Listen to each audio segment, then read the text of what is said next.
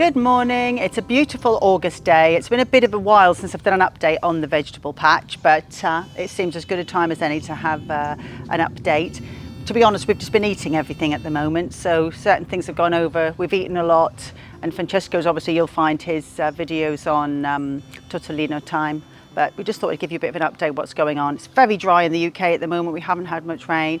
So first port of call is my poor strawberries. They do look a bit dodgy, don't they? They have fruited beautifully. Now they're over, I need to cut all the tops off. I'm intending to maybe even get the lawnmower out later and just trim the whole lot off. Got a whopping great weed in there. Look, I've been trying to dig him up, but he's not keen to come out. So far, as you can see, I've had lots of plums off my plum tree. Actually, I think they've all gone now, but I had a lot of plums on there.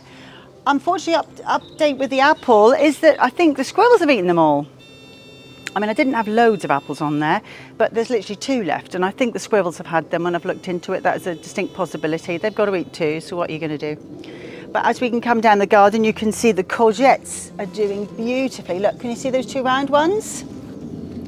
This is one of my many tomato plants that I've just taken the seeds from tomatoes in the supermarket and some on holiday, and they're all growing beautifully. I've got various plants that I've just popped all around the garden. Don't know if you can zoom in there. There's some against the apples, Francia. I don't know if you'll be able to see in here, but I've got lots of courgettes growing down here, look, and lovely flowers as well. I think Francesco's going to make us today a courgette or zucchini caponata, which I'm looking forward to. I've never had that before, so that's a good thing to have. You may notice that I've got lots of tomatoes outside. It's not something I normally do, but as I had so many plants, I popped them all outside. I didn't have room in my greenhouse, and they're doing really well. Here they are. These are actually the ones I bought from Tenerife. Just picked up this little bushy Barnaby. Look, off you go, my love.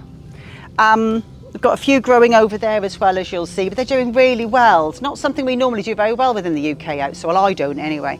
But this year they're doing beautifully.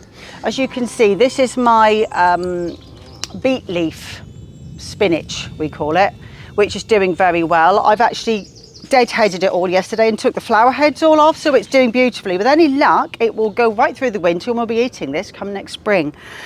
It does very well. I've got here a few little patches of beetroot, my onions, which will be coming out soon. They're supposed to be whoppers, but they're not. I think a lot of that's to do with the lack of water and just a very dry summer we've had. Even though I've got a drip hose going through, it's you know, restricted water still, isn't it? Would you like to explain this noise that keep coming in? Oh, sorry, that's the mole scarers. We've got a big problem with moles at this end of the garden, so Francesco will probably zoom in on a few mole scarers. There they are, look. I find they really help, actually. So personally, I would have a go with them if you've got moles. It does seem to deter them. I've got about 3 up here and 1 down the other end of the garden, and so far, fingers crossed, we're doing well. Here's my chard, look, still doing beautifully well, so I'm well pleased with that, as always. These are actually my French beans. As you can see, there aren't too many on there at the moment because we picked a load the other day and I blanched them. Francesco showed something on tortellino time, I think, showing how we did that. But I've got some growing up there, which are going over, and I've also got some in here, along with my borlotti beans. Now, you may remember if you've followed us before, this was full of tall peas, but they've obviously now finished.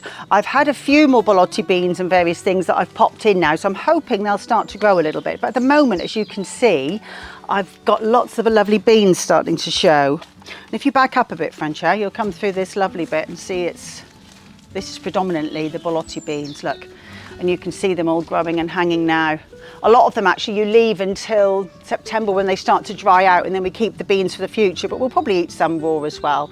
I've also managed to mistakenly pop a few French beans in here along with them. So this is what happens when you aren't very good at labelling things in your greenhouse, and that's a traditional Julie thing. I'm a bit crap at doing that. If you pop over here, I had cauliflower all along here, but I'm afraid they were desecrated by the caterpillars and by the butterflies. So we've eaten what we could eat, and I've actually pulled them all up yesterday and put a nice layer of compost on top, homemade compost from a composter. Done the same over there. They're actually kale. I'm thinking if we get some decent weather and I manage to stop the bugs getting in, they might come on a little bit down there by you, Francesca, so we'll see. I've got a few French bean plants that I popped on this as I had it free. You can see they're all growing nicely there. And up the middle here, can you see this green? This is actually celery. Not sure whether they're going to be very successful, but they are growing quite well, but they're a bit bitter at the moment, so we'll see. But we'll have quite a lot if you're successful. Well, indeed. I mean, celery for all. What can I say? You get a packet of seeds and I get carried away. You can see in here, I've got my carrots. I'm actually going to pick this one out. Ooh, nice one. Because it's starting to go to seed, look, which is not ideal. I've got my carrots in here, which are doing quite well actually, and I have a load of parsnip at the back, and they're doing really well. They won't be ready for a good couple of months. They're more of a winter crop, but I'm really pleased that they're coming along nicely, especially bearing in mind they're under the trees. They don't get an awful lot of water down there, but they're doing very well. And over here, I recently pulled out all of my old lettuce, except this one, as you can see, which I'm still using for my tortoises, and I've put lots of new plants in that I've been growing in the greenhouse, so they're going to hopefully come along nicely and keep us going sort of through the autumn time. Over here is my greenhouse. She's doing really well. It's a bit like a sauna in here, that's the only thing. Look at my lovely tomatoes. Look, can you see in here? These are the little plum ones I took off supermarket plums, and they're doing really well. These are yet again more supermarket seeds that I've got going. I've got lots of peppers. The only thing with my peppers, I only seem to get one pepper on each plant, but just as well I've got about 6 in here, so that's okay. So lots of basil, peppers. I've got a chilli down here. Yet again, only one chilli at the moment, but a couple of more forming, so I'm hopeful that they'll do well. More tomatoes. These are the ones from holiday from Tenerife. Look at the size of those. They need to ripen up. I'm just going to eat this one. It'd be a shame not to. They taste so lovely when they're straight off the vine. This is my Zucchini serpente, which is the first time I've had a go. It's like look at it, it's like a mad thing. I've had to trail it all the way along here. It's up here, and I'm now going to trail it along here. I've just popped outside so that you might be able to get better visibility of the scale of the zucchini plant. She's a beauty. But I've just realised that I haven't got many zucchini growing. As it happens, he's outside now, so we won't be able to see. I've managed to see a few. I think that's one there. Can you see it, Francia? Yeah, I can. I can see there's a natural growth on that. So what I'm having to do, probably is not enough bees and things getting in here. So I've had to get my trusty brush and do a bit of pollinating. And I did that the other day. So we'll see if I get many more, but it's doing really well. As you can see, it's sort of grabbing onto all of the tomatoes and things to give itself some structure. And it's just growing where it wants to go, which I'm quite happy with. Here's another one. I've just seen another little baby. Where did I see you?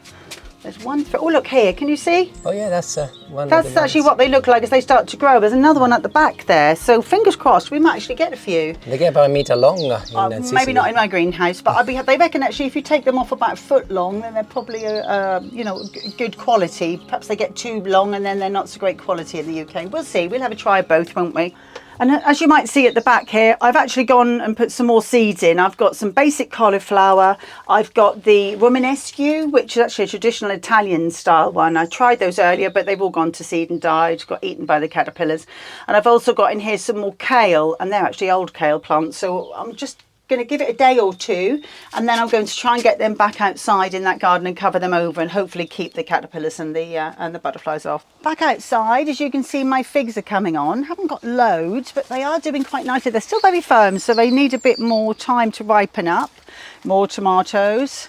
The poor gooseberry plant didn't do at all well, but never mind. More tomatoes. Got a bit of a thing for tomatoes. And down the back there. This is actually the ferns that grow when you finish cutting your asparagus. Now this would happen to all of your asparagus if you just left them. That's why you cut them when they're about so big. But after so many weeks, they do recommend that you leave them to go like this. Then they absorb more moisture, more energy from the sun, etc., ready for next year, and you'll have better plants. So that's what's happening there. But they're quite lovely, aren't they? And down here and here, as I've cleared out my peas, and I think I had my garlic in here, I've then put my my leeks in. I've had them on the go since, I don't know, May time maybe. It's a bit of a different way to try and grow them. Rather than put them in individually and put them in a big hole, and then you literally put one in each hole and you let the moisture and the soil sort of gently fill in on its own. I've gone for a different technique this year, which is you put them in a big bunch and you pray. So we'll see how we get on in the winter. But they're doing really well, as you can see. More peas were all here, and this is where I've put all of my radish, and I've actually got some lettuce up there as well. I've just covered them a little bit. Hopefully the birds and things won't find them too quickly, but they're doing really well. As you can see, a lot of the potatoes are gone now. I've got half a bed of my main crop potatoes, which I sort of dig up and eat as we need them, but everything's doing really well. So yeah, and I also feel compelled to give you an update on the artichoke. I picked, or we picked a couple of artichokes a little while back, and I was going to do a Sicilian recipe, but when I go down to it and I opened them up, they were terrible, so I had to effectively give up. Yeah. But that one looks this is actually this is open, so this is past eating, but it will flower, and the insects and the bugs all like it, so that's why I've left that. I have to say I am tempted. I don't know if we give it a third time lucky maybe next year. We haven't been very lucky with them so far. Maybe it's not enough sun down this corner. As you can see, it's in the shade already, so I think probably that is part of it. We don't get many artichokes in this country. No, we can buy them in a jar. I'm not going to get too precious about it, but it was worth a try. My plan is to when we go to Sicily and there are artichokes, I'll do the dish there, and I'll show you what I meant. Oh, I know, they're lovely. I love artichokes, but it's just a shame perhaps in this position I can't really grow them. But anyway, we'll see. That's the end of my tour of the garden. Hope you've enjoyed it, and we'll see you next time. Thank you.